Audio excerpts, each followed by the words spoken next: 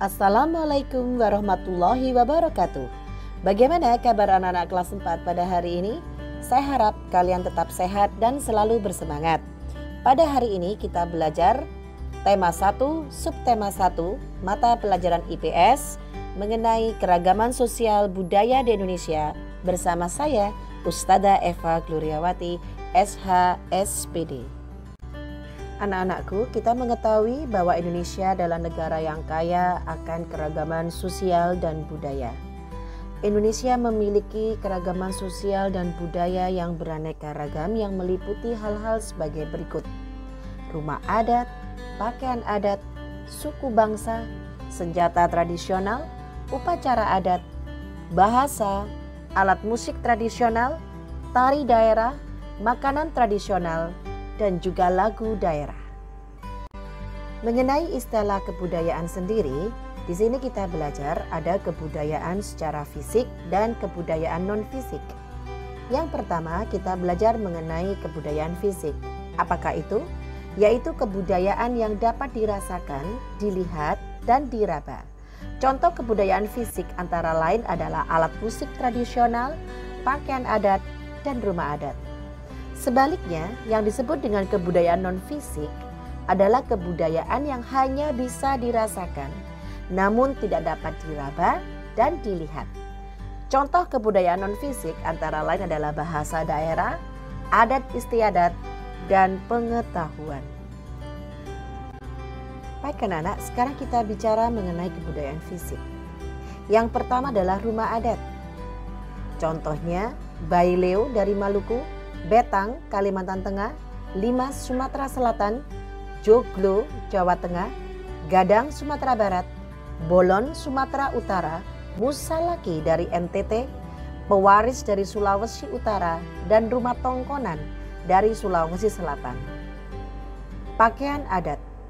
Biasanya pakaian adat dipakai saat upacara pernikahan, upacara adat, atau perlombaan. Contoh, Ule Balang dari Nangru Aceh Darussalam, Aesan Gede dari Sumatera Selatan, Paksian dari Bangka Belitung, dan Pangsi dari Banten. Suku bangsa. Indonesia memiliki lebih dari 300 kelompok suku bangsa. Dalam satu pulau terdapat berbagai macam suku bangsa.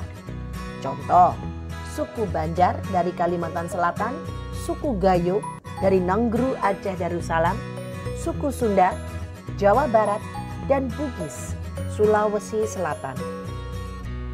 Lagu daerah. Lagu daerah adalah lagu yang berasal dari daerah dan menggunakan bahasa daerah serta diiringi alat musik tradisional. Contoh, Kampuang Nanjau Dimatu dari Sumatera Barat dan Manuk Dadali dari Jawa Barat. Senjata tradisional.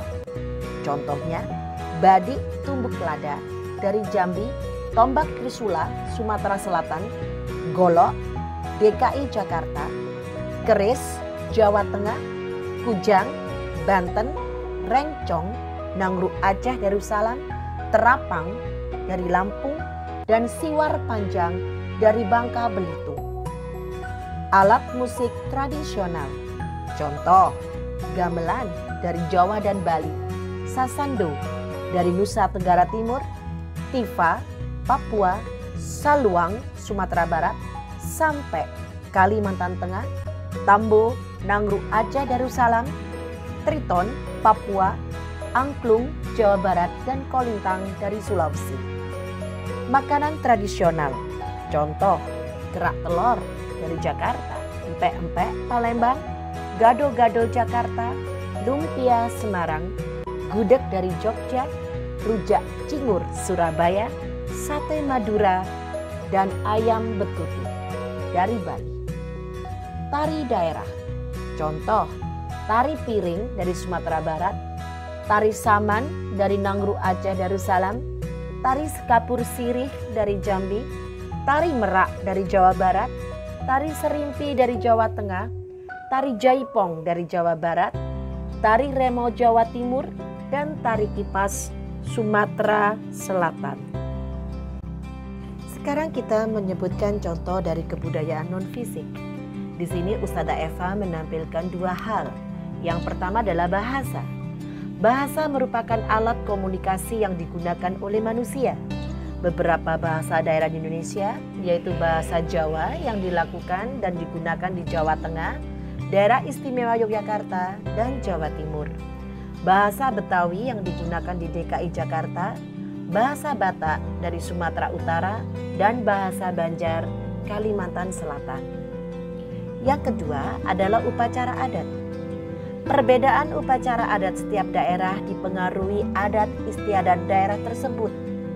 Upacara adat di Indonesia antara lain Bajijak Tanah dari Kalimantan merupakan upacara untuk anak yang pertama kali menginjak tanah dan air sungai. Yang kedua adalah Sauraja dari Sulawesi Selatan, adalah upacara adat sebagai tanda syukur atas hasil panen yang telah didapatkan. C. Ngaben dari Bali adalah upacara pembakaran atau kremasi jenazah umat Hindu Bali. Dan yang terakhir D adalah Pago-Pago dari Sumatera, merupakan upacara penyerahan sebidang tanah marga kepada orang lain dengan acara makan bersama. Setelah kita belajar mengenai kebudayaan fisik dan non-fisik, kembali yang berakar kepada adanya suku bangsa yang banyak di Indonesia. Sebelum kita melangkah lebih jauh lagi, kita harus tahu apakah pengertian dari suku bangsa tersebut. Suku bangsa adalah suatu golongan manusia yang terikat oleh kesadaran dan identitas akan kesatuan dan kebudayaan. Jadi, walaupun berbeda-beda, mereka merasakan satu identitas yang mengikat mereka secara keseluruhan, yaitu suku bangsa Indonesia. Setelah kita belajar mengenai keragaman sosial dan budaya di Indonesia, mari kita perhatikan keragaman sosial dan budaya di sekitar kita. Setiap suku bangsa mempunyai suatu ciri khas yang unik sehingga membedakan antara suku bangsa yang satu dan yang lain. Perbedaan antara suku bangsa yang satu dengan yang lainnya di suatu daerah dapat terlihat dari ciri-ciri berikut ini. 1. Suku Toraja memiliki tradisi unik Mak Nini. 2. Suku Jawa mempunyai upacara adat sekaten dan dugderan. 3. Suku Tengger mempunyai upacara adat Yatnya Kasada atau Kasodo. 4. Suku Dayak mempunyai upacara unik, misalnya naik dango dan ritual tiwo. 5. Suku Betawi mempunyai pertunjukan seni seperti tanjidor, tari yapong, dan ondel-ondel. 6. Suku Batak mempunyai upacara pemakaman yang unik, yaitu Saur Matua. 7. Suku Bali mempunyai upacara pembakaran mayat yang dikenal dengan nama Ngaben. 8. Suku Bugis mempunyai tradisi memanen padi, yaitu Mapa Dendang. 9. Suku Sunda mempunyai tradisi unik dalam memanen padi, yaitu Serentaun. 10. Suku Lampung mempunyai budaya makan bersama yang dinamakan Serui. Dan 11.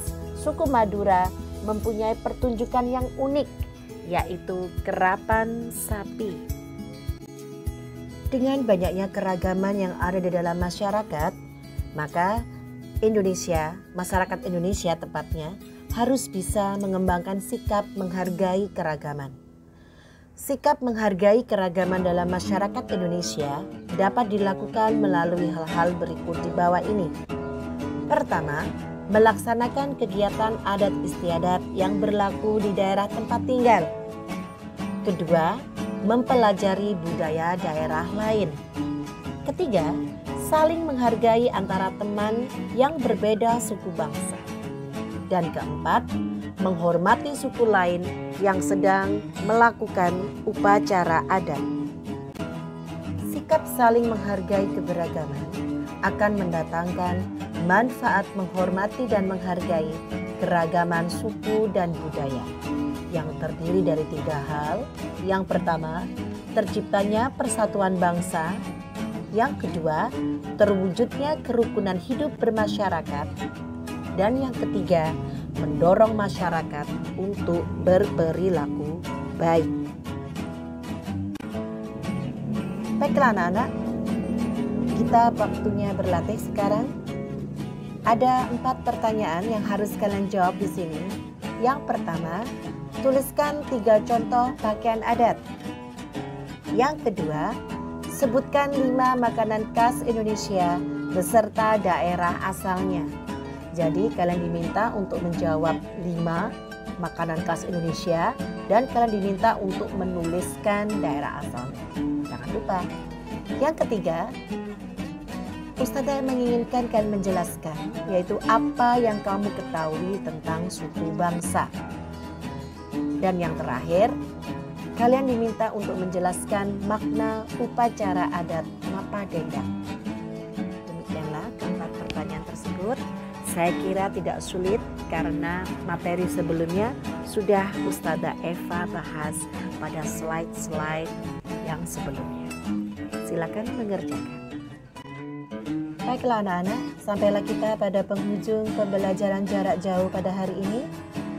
Ustazah Eva ucapkan selamat berpisah dan berjumpa pada kesempatan yang berikutnya. Wassalamualaikum warahmatullahi wabarakatuh.